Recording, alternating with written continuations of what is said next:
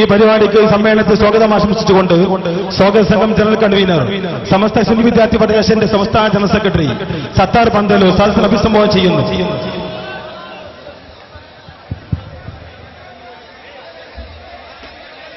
അസ്സലാമു അലൈക്കും വറഹ്മത്തുള്ളാഹി വബറകാതുഹു. ബിസ്മില്ലാഹി വൽഹംദുലില്ലാഹി വസ്സലാത്തു വസ്സലാമു അലാ അഷ്റഫി റസൂലില്ലാഹി വഅലാ ആലിഹി വഫായിസിൻ ബില്ലാഹ്. വേദിയിൽ സന്നിഹിതരായ സർവാദരണീയരായ സാദാത്തുക്കളെ, പണ്ഡിത ശ്രേഷ്ഠരെ, സമസ്ത കേരള ജമിയത്തുൽ ഉലമയുടെയും പോഷക ഘടകങ്ങളുടെയും നേതാക്കളെ, പൗരപ്രമുഖരെ, ഈ മഹാ സമ്മേളനത്തിൽ സംബന്ധിച്ചുകൊണ്ടിരിക്കുന്ന ബഹുമാന്യരായ മുസ്ലിം ബഹുജനങ്ങളെ, യുവജന വിദ്യാർത്ഥി സുഹൃത്തുക്കളെ, നമ്മുടെ സദസ്സിലുള്ള ആളുകൾ ഇന്ന് ഈ പരിപാടിയോട് സഹകരിക്കണമെന്ന് വിനയപൂർവ്വം അപേക്ഷിക്കുകയാണ്.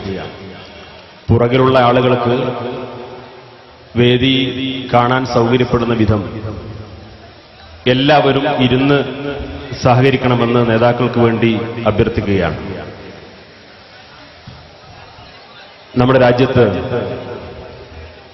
വീണ്ടും ഇസ്ലാമിക ശരീഅത്ത് ചർച്ചയായ ഒരു സന്ദർഭത്തിലാണ് നാം ഇങ്ങനെ ഒരു ശരീഅത്ത് സംരക്ഷണ റാലിയും സമ്മേളനവും നടത്തുന്നതിനു വേണ്ടി നമ്മുടെ ആദരണീയരായ നേതാക്കളുടെ തീരുമാനപ്രകാരം വ്യാപകമായ പ്രചാരണ പ്രവർത്തനങ്ങൾ നടത്തി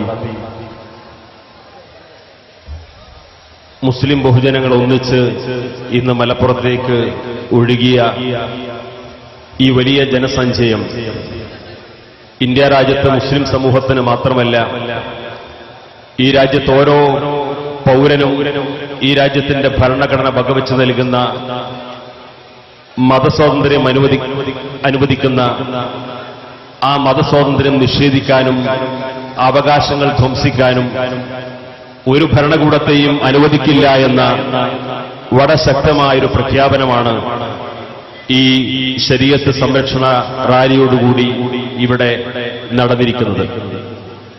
നമുക്കറിയാം, കഴിഞ്ഞ ഏതാനും പതിറ്റാണ്ടുകൾക്ക് മുമ്പ് നമ്മുടെ രാജ്യത്ത് ഇസ്ലാമിക ശരീഅത്ത് വലിയ ചർച്ചയായിരുന്നു.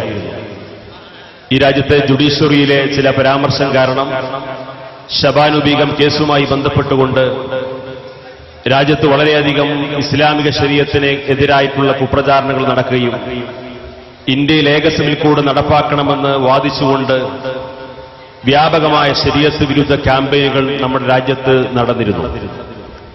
അന്ന് ഏക സിവിൽ കോഡ് നടപ്പാക്കുന്നതിനു വേണ്ടി ജുഡീഷ്യറിയിലെ ചില ആളുകളും പുറത്തുള്ള പല രാഷ്ട്രീയ താൽപര്യക്കാരുമൊക്കെ അത്തരം പ്രചാരണങ്ങളുമായി രംഗത്ത് വന്നെങ്കിലും ഈ രാജ്യത്തെ മുസ്ലിം സമുദായം ഒന്നിച്ചു ഒറ്റക്കെട്ടായി വളരെ ശക്തമായ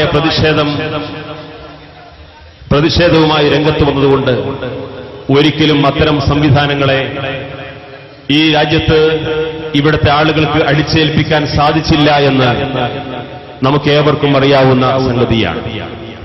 ഇതേപോലെ ഇന്ന് 3 പതിറ്റാണ്ടിന് ശേഷം വീണ്ടും നമ്മുടെ രാജ്യത്ത് ഏക സിവിൽ കോഡ് നടപ്പാക്കാൻ ആവശ്യമായ നടപടിക്രമങ്ങൾ ആരംഭിച്ചിരിക്കുകയാണ്. 3 പതിറ്റാണ്ട് മുമ്പ് നമ്മുടെ രാജ്യത്ത് ഏക സിവിൽ കോഡിന് വേണ്ടി വാദിച്ചിരുന്നവർ അധികാരത്തിന് പുറത്തുള്ള ആളുകളായിരുന്നുവെങ്കിൽ ഇന്ന് അധികാരത്തിന്റെ ചെങ്കോലെന്തിക്കൊണ്ടാണ് രാജ്യത്ത് ഏക സിവിൽ കോഡ് നടപ്പാക്കുവാനും ഇവിടെ മുസ്ലിം സ്ത്രീകൾ വളരെ അരക്ഷിതാവസ്ഥയോടുകൂടിയാണ് ജീവിച്ചിരിക്കുന്നു എന്ന് വ്യാപകമായ കുപ്രചാരണം നടത്താൻ രാജ്യത്തിന്റെ പ്രധാനമന്ത്രി തന്നെ മുന്നോട്ട് വന്ന കാഴ്ചയാണ് നമ്മൾ കണ്ടുകൊണ്ടിരിക്കുന്നത്. നമുക്കറിയാം, ഈ രാജ്യത്ത് മുസ്ലിം സമൂഹം അധികമായി ഒന്നും ആവശ്യപ്പെടുന്നില്ല. ഈ രാജ്യത്തെ മുഴുവൻ പൗരന്മാർക്കും വകവെച്ചു നൽകുന്ന മതപരമായ മൗലികമായ അവകാശം, ആ മൗലികാവകാശം അനുസരിച്ചുകൊണ്ട് ഈ രാജ്യത്തെ എല്ലാ പൗരന്മാർക്കും ജീവിക്കാൻ നമ്മുടെ ഭരണഘടന അനുവാദം നൽകുന്നുണ്ട്. ആ അനുവാദത്തിന്റെ അടിസ്ഥാനത്തിൽ മുസ്ലിം സമുദായത്തെ സംബന്ധിച്ചിടത്തോളം അവർക്ക് അവരുടെ വിശ്വാസാചാരാനുഷ്ഠാന കർമ്മങ്ങൾ ഭംഗിയായി നിർവഹിക്കാൻ ആവശ്യമായ അവകാശങ്ങൾ ഭാവിയിലും ഈ രാജ്യത്ത് നിലനിൽക്കണം എന്നാണ് നമ്മൾ പറയുന്നത്. ഈ രാജ്യത്തെ മുഴുവൻ പൗരന്മാർക്കും ഒരേ ക്രിമിനൽ നിയമമാണുള്ളത്. അതേപോലെ ഏതാനും വ്യക്തി നിയമങ്ങളിലെ ചില ഭാഗങ്ങൾ മാറ്റിവെച്ചാൽ ബാക്കി എല്ലാവർക്കും ഒരേ സിവിൽ നിയമവുമാണുള്ളത്. ഹിന്ദുക്കൾക്കും മുസ്ലിങ്ങൾക്കും ക്രിസ്ത്യാനികൾക്കും ജൈനർക്കും പാർസികൾക്കുമൊക്കെയുള്ള വിവിധ വിഭാഗങ്ങൾക്ക് അവരുടെ മതനിയമങ്ങൾ അനുസരിച്ചുകൊണ്ട് ചില തീരുമാനങ്ങൾ എടുക്കാനും ജീവിതത്തിൽ നടപ്പിലാക്കാനും വേണ്ടി ഏതാനും വ്യക്തി നിയമങ്ങൾ നമ്മുടെ രാജ്യത്ത് ഈ ഭരണഘടന വകവെച്ച് നൽകുന്നുണ്ട്. രാജ്യം സ്വാതന്ത്ര്യം ലഭ്യമാകുന്നതിന് മുമ്പ് ബ്രിട്ടീഷുകാർ ഭരിച്ചിരുന്ന കാലത്ത് പോലും ഇതേപോലെയുള്ള വ്യക്തി നിയമങ്ങൾ നമ്മുടെ രാജ്യത്തുണ്ടായിരുന്നു. സ്വാതന്ത്ര്യാനന്തരവും നമ്മുടെ രാജ്യം ലോകത്തെ ഏറ്റവും വലിയൊരു ജനാധിപത്യ മതേതര റിപ്പബ്ലിക് എന്ന് അഭിമാനിക്കുമ്പോഴും ഈ രാജ്യത്ത് ഭരണഘടന നിലവിൽ വന്നപ്പോ ആ വ്യക്തി നിയമങ്ങളെല്ലാം നിലനിർത്തുന്ന സംരക്ഷിക്കപ്പെടുന്ന സാഹചര്യമാണ് ഉണ്ടായിരുന്നത്. ആ വ്യക്തി നിയമങ്ങൾക്കെതിരെ ഇന്ന് ദുരാരോപണം ഉന്നയിച്ചുകൊണ്ട് ഇന്ത്യയിലെ മുസ്ലിം സ്ത്രീകൾ വളരെ അരക്ഷിതാവസ്ഥയിലാണ് ജീവിച്ചുകൊണ്ടിരിക്കുന്നത് എന്ന രീതിയിലുള്ള പ്രചാരണങ്ങളാണ് നമ്മുടെ രാജ്യത്ത് നടന്നുകൊണ്ടിരിക്കുന്നത്.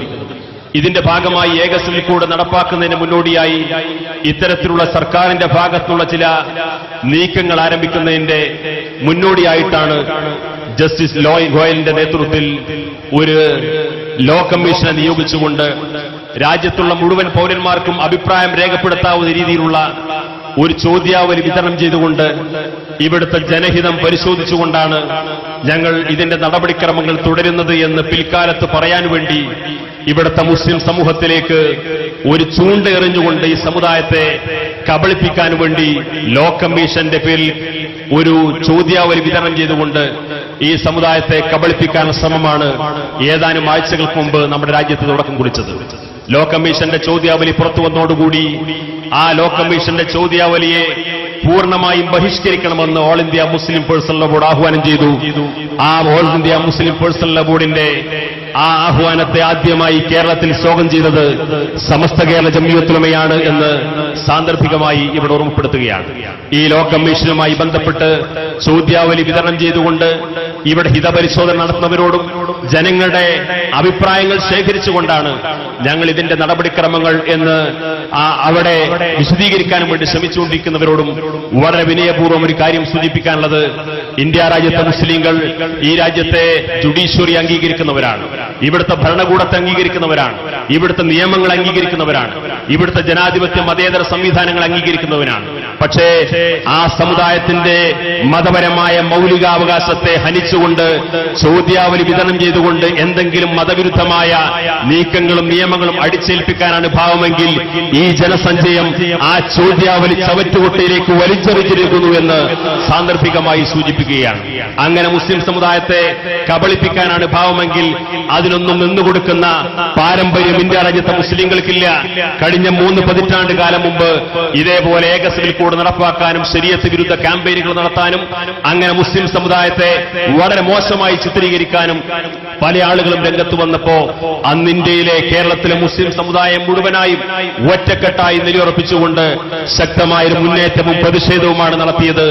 ഈ സന്ദർഭത്തിൽ വളരെ പ്രമുഖമായ ഇതേപോലെയുള്ള പ്രതിഷേധ പരിപാടികൾ നടക്കുമ്പോ നമുക്ക് ഓർമ്മ വരുന്നത് നമുക്ക് അന്ന് നേതൃത്വം കൊടുക്കാനുണ്ടായിരുന്ന മഹാരഥന്മാരായ 2 നേതാക്കളായിരുന്നു.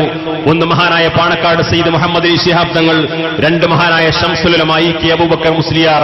ഇരുവരുടെയും പരലോകത്തെ ദറജ അല്ലാഹു ഉയർത്തിക്കൊടുക്കുമാറാകട്ടെ. അവർ തുടക്കം കുറിച്ച ആ മൂവ്മെന്റിന് ഇന്ന് സമസ്തയുടെ നേതൃത്വത്തിൽ തന്നെ വീണ്ടും ഇവിടെ തുടക്കം കുറിക്കുന്നു. വ്യാപകമായ പ്രചാരണ പരിപാടികളൊന്നും വേണ്ട വിധമില്ലാഞ്ഞിട്ടും സമസ്തയുടെ ഒരു ആഹ്വാനം ഉണ്ടായപ്പോഴേക്ക് ജനലക്ഷങ്ങൾ ഒഴുകിയെത്തുന്ന രീതിയിലുള്ള ശക്തമായ ഒരു ശരീഅത്ത് സംരക്ഷണ റാലി നമുക്ക് സംഘടിപ്പിക്കാൻ സാധിച്ചിട്ടുണ്ട്. ഇതേ സമസ്ത കേരള ജംഇയ്യത്തുൽ ഉലമ ഈ സമുദായത്തോട് ആവശ്യപ്പെട്ട് കഴിഞ്ഞാൽ ഈ ശരീഅത്ത് സംരക്ഷണ റാലി നാളെ പാർലമെന്റിലേക്ക് നയിക്കുവാനും ഈ സമുദായം സന്നദ്ധമാണ് എന്ന് സാന്ദർഭികമായി സൂചിപ്പിക്കാൻ ഈ അവസരം ഉപയോഗപ്പെടുത്തുകയാണ്. ഇന്ത്യയിലെ മുസ്ലിങ്ങൾക്ക് സ്വാതന്ത്ര്യമില്ല, മുത്തലാഖ് പോലെയുള്ള ചില ദുരാരോപണം ഉന്നയിച്ചുകൊണ്ട് ഇന്ത്യയിലെ മുസ്ലിം സ്ത്രീകൾ അരക്ഷിതരാണ്, പ്രയാസം അനുഭവിക്കുന്നു, പീഡിപ്പിക്കപ്പെടുന്നു എന്ന രീതിയിലുള്ള ദുരാരോപണങ്ങളാണ് രാജ്യത്തിന്റെ പ്രധാനമന്ത്രി തന്നെ ഉന്നയിച്ചുകൊണ്ടിരിക്കുന്നത്.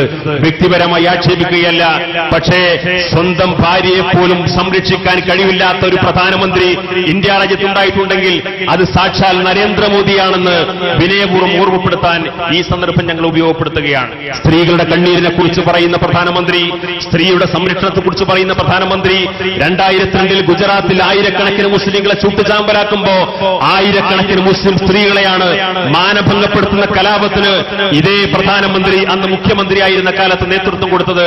ആയിരക്കണക്കിന് വിധവകളെ സൃഷ്ടിച്ച, ആയിരക്കണക്കിന് പെൺകുട്ടികൾക്ക് മാതാപിതാക്കളെ നഷ്ടപ്പെടുത്തിയ, ആയിരക്കണക്കിന് കുടുംബങ്ങൾക്ക് നാട് വിട്ടോടേണ്ടി വന്ന ഈ രാജ്യത്തെ ഏറ്റവും വലിയ സ്ത്രീ വിരുദ്ധനായിട്ടുള്ള, സ്ത്രീകളുടെ കണ്ണീർ കുടിപ്പിച്ച ഒരുപാട് സ്ത്രീ വിരുദ്ധ കലാപങ്ങൾക്ക് നേതൃത്വം കൊടുത്ത വ്യക്തിയാണ് ഇന്ന് ഇസ്ലാമിന്റെ പേരിൽ, മുസ്ലിങ്ങളുടെ പേരിൽ, തൊലാഖിന്റെ പേരിൽ, മുസ്ലിം വ്യക്തി നിയമത്തിന്റെ ഒക്കെ പേര് പറഞ്ഞുകൊണ്ട് ഈ സമുദായത്തിന്റെ സംരക്ഷകരായി കടന്നു വരുന്നത്. ഇന്ത്യ രാജ്യത്തെ മുസ്ലിം സമുദായത്തെ സംരക്ഷിക്കാൻ നിങ്ങളെ ആരും ആവശ്യമില്ല.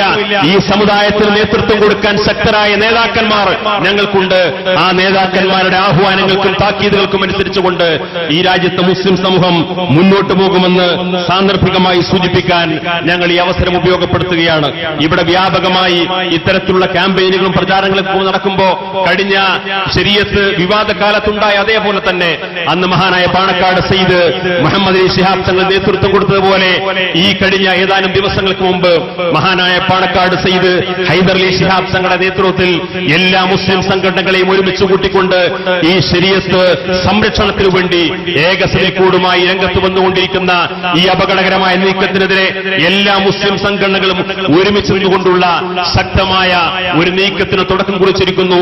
ഈ സമുദായം സയ്യിദ് ഹൈദർ അലി ശിഹാബ് തങ്ങൾ നടത്തുന്ന അത്തരത്തിലുള്ള നീക്കത്തിന് സർവാത്മന പിന്തുണയുണ്ട് എന്ന് സാന്ദർഭികമായി ഈ സമ്മേളനം തെളിയിക്കുന്നു.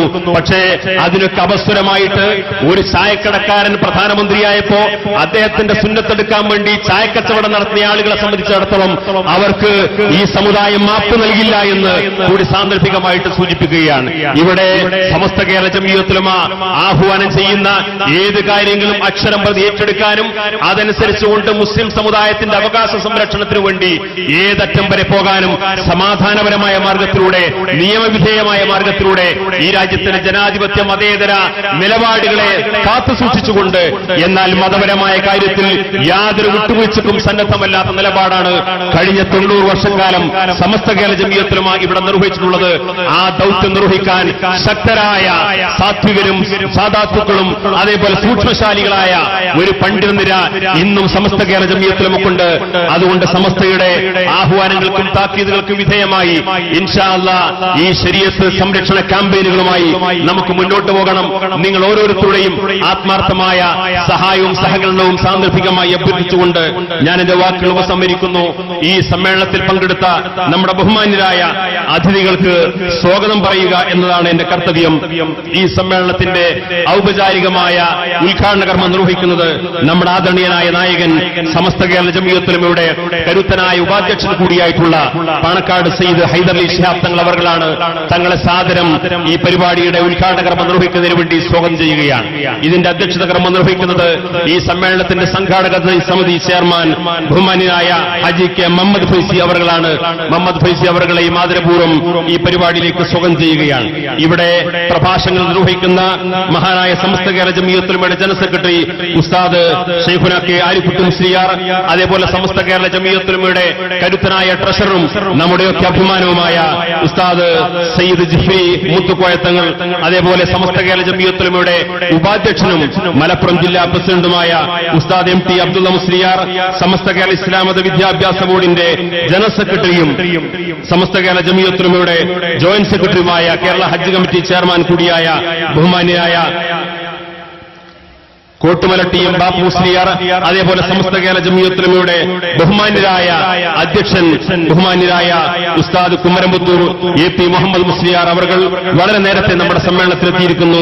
ഉസ്താദിനെ ആദരപൂർവ്വം ഈ പരിപാടിയിലേക്ക് സ്വാഗതം ചെയ്യുന്നു. ബഹുമാന്യരായ സമസ്ത കേരള ജംഇയ്യത്തുൽ ഉലമയുടെ ജില്ലാ ജനറൽ സെക്രട്ടറി ബഹുമാന്യനായ പി കുഞ്ഞാണി മുസ്ലിയാർ, നമ്മുടെ മുസ്ലിം ലീഗിന്റെ സമുന്നതനായ നേതാവും നിയമസഭാ കക്ഷി പ്രതിപക്ഷ ഉപനേതാവുമായ മുൻ മന്ത്രി ബഹുമാന്യനായ പി കെ കുഞ്ഞാലിക്കുട്ടി സാഹിബ്, സാഹിബ് ഇവിടെ എത്തുമെന്ന് പ്രതീക്ഷിക്കുന്ന ബഹുമാന്യരായ ഇ.ടി. Muhammad Basheer Sahib MP, M.A. Shanavas MP, P.V. Abdul Wahab MP ഇവിടെ വിഷയാവതരണം നടത്തുന്ന സമസ്ത കേരള ജമിയത്തുൽ മുഅല്ലിമീന്റെ ജനറൽ സെക്രട്ടറിയും ദാറുൽ ഹുദ ഇസ്ലാമിക് യൂണിവേഴ്സിറ്റിയുടെ വൈസ് ചാൻസലറുമായ ഡോക്ടർ ബഹാവുദ്ദീൻ മുഹമ്മദ് നദവി, ബഹുമാന്യനായ സുന്നി യുവജന സംഘത്തിന്റെ സംസ്ഥാന വർക്കിംഗ് സെക്രട്ടറി അഭിമന്യനായ അബ്ദുൽ ഹമീദ് ഫൈസി അമ്പലക്കടവ്, സുന്നി യുവജന സംഘത്തിന്റെ സംസ്ഥാന സെക്രട്ടറി അബ്ദുൽ സമദ് പൂക്കോട്ടൂർ സാഹിബ്, വേദിയിൽ സന്നിഹിതരായ ബഹുമാന്യരായ കോഴിക്കോട് കാളി സയ്യിദ് ജമലുല്ലൈലി തങ്ങൾ, അതേപോലെ ബഹുമാന്യനായ അബ്ദുൽ നാസർ ഹയ്യി തങ്ങൾ, ബഹുമാന്യരായ പാണക്കാട് സയ്യിദ് അബ്ബാസ് അലി ശിഹാബ് തങ്ങൾ, ബഹുമാന്യരായ SKSFന്റെ സംസ്ഥാന പ്രസിഡന്റ് സയ്യിദ് ഹമീദ് അലി ശിഹാബ് തങ്ങൾ, സമസ്ത കേരള ജമിയത്തുലമയുടെ സമുന്നതരായ മുശാവറ അംഗങ്ങൾ, സമസ്തയുടെ വിവിധ കീഴ്ഘടകങ്ങളുടെ മഹാന്മാരായ പണ്ഡിതന്മാർ, സാദാത്തുക്കൾ, വേദിയിൽ അണിനിരന്നിട്ടുള്ള മുഴുവൻ സഹോദരങ്ങളെയും ജനപ്രതിനിധികളെയും പൗരപ്രമുഖരെയും അതിലുപരി മഹത്തായ സമസ്ത കേരള ജമിയത്തുലമയുടെ വിളിയാളം കേട്ടുകൊണ്ട് ഈ മഹാസമ്മേളനത്തിൽ ഒരുമിച്ച് കൂടിയിട്ടുള്ള വിവിധ മഹല്ലുകളിൽ നിന്ന് വന്നിട്ടുള്ള ഖാദിമാർ, ഖത്തീബുമാർ, മഹല്ല് ഭാരവാഹികൾ, പൗരപ്രമുഖർ, സമസ്ത കേരള ജമിയത്തുലമയുടെ സംഘടനാ നേതാക്കൾ, പ്രവർത്തകർ, പ്രസ്ഥാന ബന്ധുക്കൾ, മാധ്യമ പ്രവർത്തകർ, നിയമപാലകർ, അതോടൊപ്പം ഈ സമ്മേളനം, ഈ റാലി വളരെ ഭംഗിയായി നിയന്ത്രിച്ചുകൊണ്ടിരിക്കുന്ന സമസ്ത കേരള സുന്നി വിദ്യാർത്ഥി പ്രസ്ഥാനത്തിന്റെ സന്നദ്ധ സേവക വിഭാഗമായ ബിക്കായുടെ വളണ്ടിയർമാർ, ആമിലിയുടെ വളണ്ടിയർമാർ, അതേപോലെ ഇവിടെ എത്തിയിട്ടുള്ള മുഴുവൻ സഹോദരങ്ങളെയും മുസ്ലിം ബഹുജനങ്ങളെയും മാധ്യമ പ്രവർത്തകരെയും എല്ലാവരും ഒരിക്കൽ കൂടി ഈ സമ്മേളനത്തിലേക്ക് ഹൃദ്യമായി സ്വാഗതം ചെയ്യുന്നു. വാഹ ദഅവാന അൽഹംദുലില്ലാഹി റബ്ബിൽ ആലമീൻ. അസ്സലാമു അലൈക്കും.